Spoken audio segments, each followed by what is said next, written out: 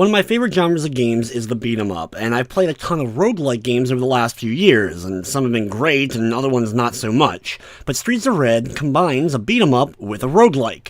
But is this a swell street spectacular, or will this one just have you seeing red?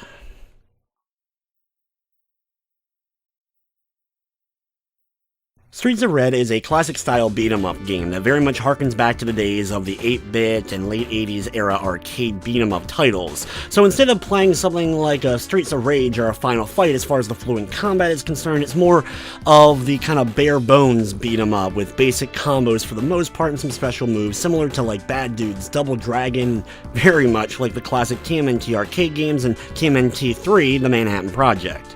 The combat is a bit more involved here than those titles I just previously mentioned, well, at least TMNT in particular, but that really isn't saying a whole lot to it.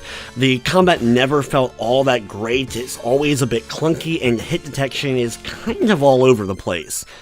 The game is very much self-aware, there's a ton of references to pop culture and video games throughout. The entire game takes place after a video game convention that's a parody of PAX, where a group of nerds basically power up and go out to stop the zombie horde that all of a sudden has invaded. You then set off on 10 levels, and you can choose some of the levels in a different order to make it a bit more interesting, so each time you play you could check out different levels, and because you make it farther in, the levels you choose will have extra parts to them to extend the game to that 10 levels instead of just the 4 you're able to select from.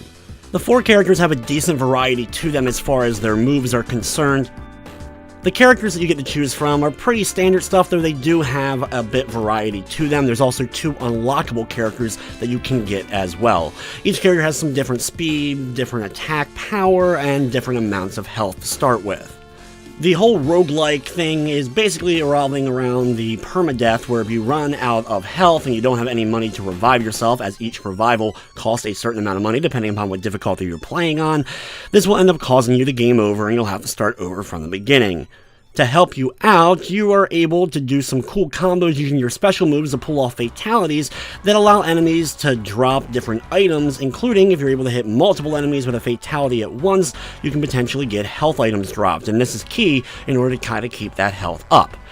Also, to help you at the end of a level, the money that you have, you can choose, if you want to spend it on a few trinkets. You can only pick one at the end of each level, and they're randomly selected, but of course these can end up helping you out, such as increasing the damage you do with your basic combo, damage of a specific special move, or just increasing your overall health. The game can be played multiplayer, up to 4 players locally only. The game does have 2 modes, the arcade mode as well as a survival mode, where you select a character and it's just you facing off wave after wave of enemies coming at you.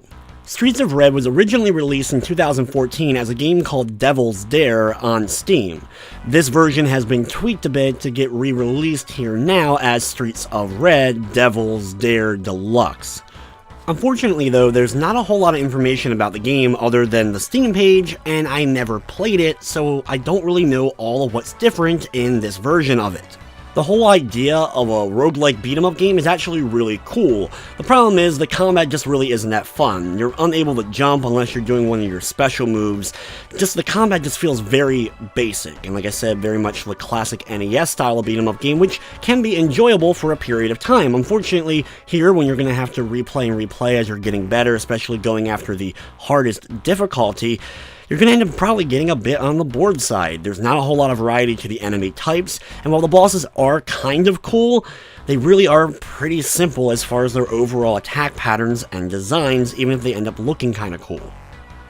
Outside of that though, my biggest issue is the fact that the game just has really poor hit detection with its attacks. Enemies would glitch out constantly. You basically would get into an area and there's a lot of zombies laying on the ground. You know they're about to stand up and attack you. Most would stand up and start coming towards me, and other ones would just disappear off the screen. I knew they were still alive, I still had to kill them in order to advance, but this consistently happened.